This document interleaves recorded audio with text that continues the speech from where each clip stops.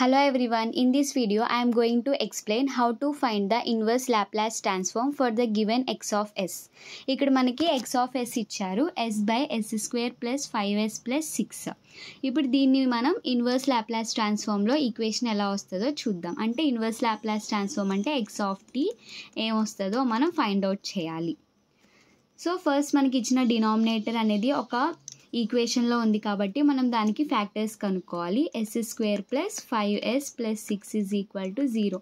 దీనికి ఫ్యాక్టర్స్ అంటే ఏంటి? ప్రోడక్ట్ ఈజ్ ఈక్వల్ టు 6 అవ్వాలి and some is equal to 5 అవ్వాలి. సో మనకి 2 and 3 అనేవి ఫ్యాక్టర్స్ అవుతాయి. Because product of 2 plus 3 2 into 3 is equal to 6 and sum of 2 plus 3 is equal to 5 కాబట్టి 2 factors వచ్చాయి, 2 and 3. సో దీన్ని మనం ఎలా రాసుకుంటాం? s బై ఈ ప్లేస్లో మనం డినామినేటర్ ప్లేస్లో s plus 2 and s plus 3ని రాసుకుంటాం. సో దీన్ని మనం 2 types ఆఫ్ స్ప్లిట్ చేస్తాం. a by x plus 2 plus b by s plus 3. ఫైనల్గా ఇది వచ్చింది. నెక్స్ట్ దీనికి మనం ఎల్సిఎం అనేది ఫైండ్ అవుట్ చేయాలి. So left hand side value సేమ్గా ఉంటుంది. s plus 2 into s plus 3 is equal to దీనికి ఎల్సిఎం ఏమవుతుంది? s plus 2 into s plus 3. ఇది ఎల్సిఎం అయినప్పుడు ఇది ఏమవుతుంది? క్రాస్ మల్టిప్లై అవుతుంది కాబట్టి a into s plus 3 plus b into s plus 2. ఇక్కడ left hand side right hand side denominators అనేవి సేమ్గా ఉన్నాయి కాబట్టి క్యాన్సిల్ అయిపోతాయి. సో మనం న్యూమరేటర్స్ని ఈక్వల్ చేయాలి. s is equal to a into s plus 3 plus b into s plus 2.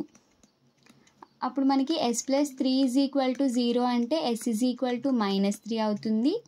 s plus 2 is equal to 0 అంటే s is equal to -2. 2 values వచ్చాయి ఎస్కి. So ఈ 2 వాల్యూస్ని మనం సబ్స్టిట్యూట్ చేయాలి. s is equal to -3 and s is equal to -2. ఇప్పుడు దీన్ని ఈ equation 1 consider it as equation 1. ఈ ఈక్వేషన్ 1లో సబ్స్టిట్యూట్ చేస్తే s ప్లస్లో -3 is equal to a into -3 plus 3 plus b into -3 plus 2. అప్పుడు -3 ఈజ్ ఈక్వల్ టు ఈ value ఏమవుతుంది? ఈ వాల్యూ 0 అవుతుంది కాబట్టి 0 ప్లస్ b ఇంటూ -1. అప్పుడు మైనస్ మైనస్ క్యాన్సిల్ అయిపోయి b వాల్యూ మనకు ఎంత వస్తుంది? b is equal to 3. అలాగే s ఈజ్ ఈక్వల్ టు -2ని సబ్స్టిట్యూట్ చేస్తే -2 is equal to a of -2 plus 3 plus b into -2 plus 2. So ఈ వాల్యూ ఏమవుతుంది? ఈ వాల్యూ 0 అవుతుంది. అప్పుడు -2 is equal to a. So a is equal to -2 వచ్చింది and b is equal to 3 వచ్చింది. So ఈ 2 వాల్యూస్ తీసుకెళ్ళి మనం ఈ ఈక్వేషన్లో సబ్స్టిట్యూట్ చేయాలి. ఏంటి? x ఆఫ్ s ఈక్వేషన్లో సబ్స్టిట్యూట్ చేయాలి. అప్పుడు x ఆఫ్ s అనేది ఏమవుతుంది? x of s is equal to A value -2 కాబట్టి -2 by s plus 2 plus b value 3 by s plus 3. Now we should found the inverse Laplace transform x of s. x of t is equal to inverse of x of s. అప్పుడు x of s ప్లేస్లో మనం ఇది substitute చేయాలి. అప్పుడు inverse -2 by s plus 2 plus 3 by s plus 3. 2 ఉన్నాయి కాబట్టి మనం split చేసుకోవచ్చు కదా, సపరేట్గా రాసుకుందాం. Inverse of -2 by s plus 2 plus inverse of 3 by s plus 3. నా న్యూమరేటర్ వాల్యూ బయటికి తీసుకొస్తే -2 inverse 1 by s plus 2 plus 3 inverse 1 by s plus 3గా రాసుకోవచ్చు. నా మనకు ఆల్రెడీ ఒక ఫార్ములా తెలుసు. Inverse of 1 by s plus a is equal to formula ఏంటి? e power -at into u of t. So ఇక్కడ ఏ వాల్యూ ఎంత ఉంటే e పవర్ -at వాల్యూ అలా అవుతుంది. ఇప్పుడు మనకి ఏ ప్లేస్లో ఏముంది?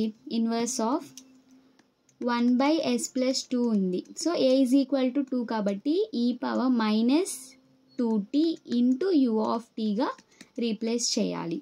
సో మనకు వచ్చే ఈక్వేషన్ x ఆఫ్ t ఏమవుతుంది?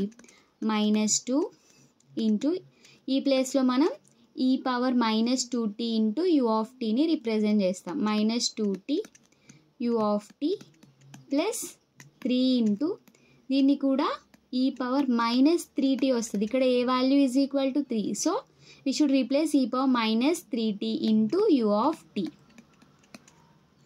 ఈ ఫైనల్ ఈక్వేషన్ని మనం ఏమంటాం, inverse Laplace transform of x of s. సో ఇలా మనం ఇన్వర్స్ లాప్లాస్ ట్రాన్స్ఫార్మ్ని ఫైండ్ అవుట్ చేస్తాం.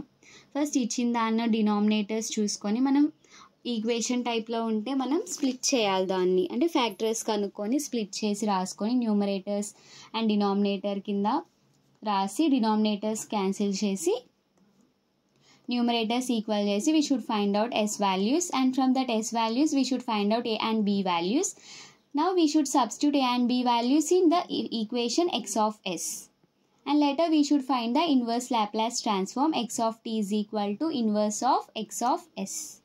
Finally we get the inverse Laplace transform of x of s. I hope you all like this video, so please do like, share, comment and subscribe my YouTube channel for more information. Thank you for watching.